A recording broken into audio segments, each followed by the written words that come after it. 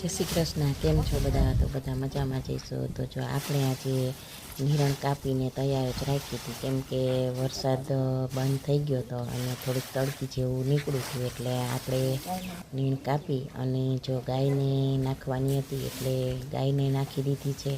અને હવે નાખવાની છે આપણી બે ભેંસોને.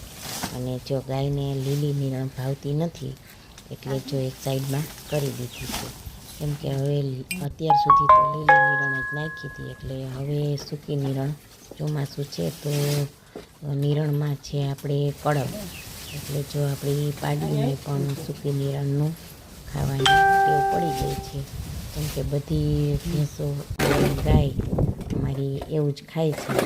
અને જો હજી તો બાંધી નથી ત્યાં તો પોદરા પણ કરી નાખ્યા છે, એટલે ભેંસું તો અમારી ગંધવાળો બહુ કરે.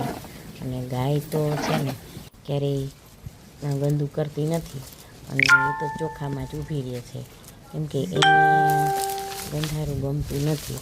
અને આપણે ગાયું અને ભેંસું નીચે સાફ જ રાખીએ છીએ. તો જય શ્રી કૃષ્ણ.